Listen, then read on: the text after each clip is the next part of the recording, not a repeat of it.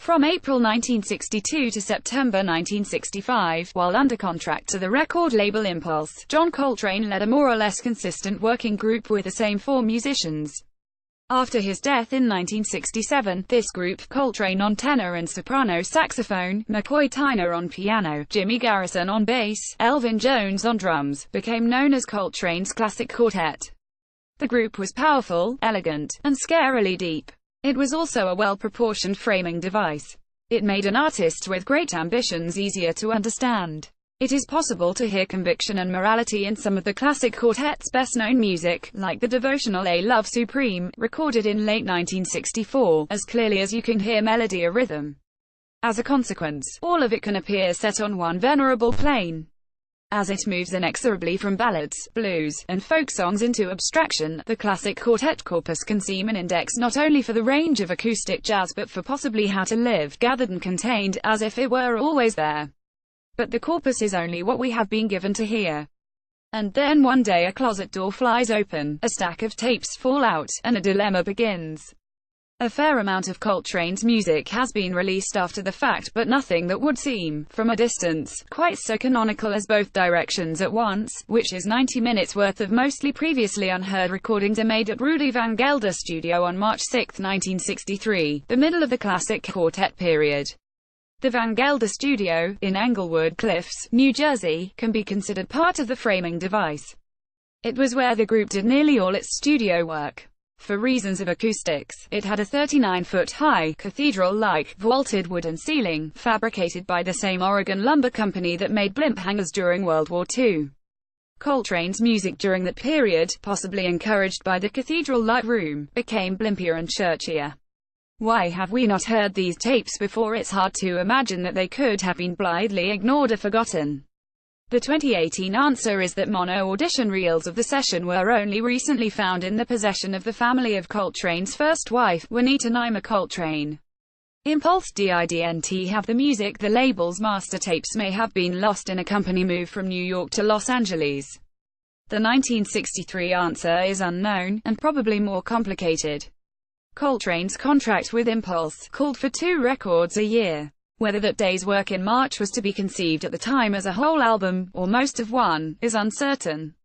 The extent to which you believe the record's subtitle, The Lost Album, might be the extent to which you are excited by the news of Both Directions. I can't quite do it, but there are other reasons to be excited. It may be hard to hear as a coherent album for back then, though it is easy to hear it as one for now, in our current, expanded notion of what an album is. The music does not seem, in its context, to be a step forward.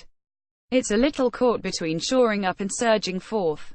The after-the-fact title, alluding to a conversation Coltrane had with Wayne Shorter about the possibility of improvising as if starting a sentence in the middle, moving backward and forward simultaneously, helps turn a possible liability into a strength.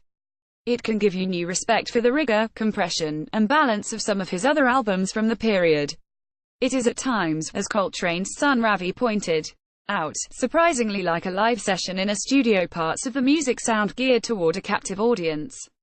That may be the best thing about it.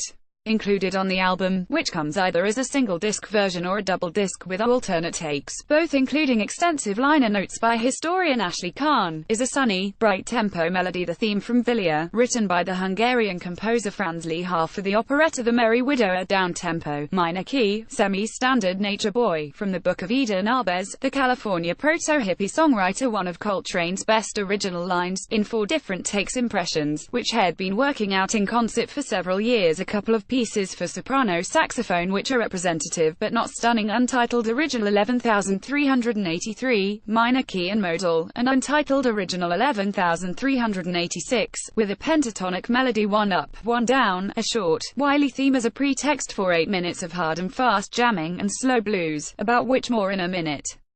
Coltrane was already building albums from disparate sessions, a practice that would soon yield 1963's Impressions and Live at Birdland, 2 records that set live and studio tracks side by side. He may have been stockpiling without a clear purpose. He also had to consider what would sell. Since his recording of My Favorite Things in 1961, a hit by jazz terms, Coltrane had become recognizable. His subsequent working relationship with Bob Thiele, the head of Impulse, was based on the notion that he could expand that audience, not shrink it. 6 months before the Both Directions session, Head made a record with Duke Ellington. The day after it, Head make another with the singer Johnny Hartman. He was entering the popular artist's paradox of striving to repeat a past success and trying not to run aground on retreads. The sense of strength and inevitability we associate with Coltrane's music didn't just tumble out. It was likely a byproduct of diligence, restlessness, exhausted possibilities, obsession and counter-obsession.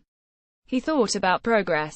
He passed through serial phases of exploring harmonic sequences, modes, and multiple rhythms. When he acknowledged one phase in an interview, he was generally looking for the next. At the height of the classic quartet, he often didn't have the time or psychic space for study and practice. "I'm always walking around trying to keep my ear open for another favorite things or something," he told the writer Ralph Gleason in May 1961. "I can't get in the woodshed like I used to. I'm commercial, man. More, I didn't have to worry about it, making a good record, because that wasn't important. Maybe I should just go back in the woodshed and just forget it." At the time, a record like Both Directions might have seemed an open admission that he could have used less worry and more woodshed.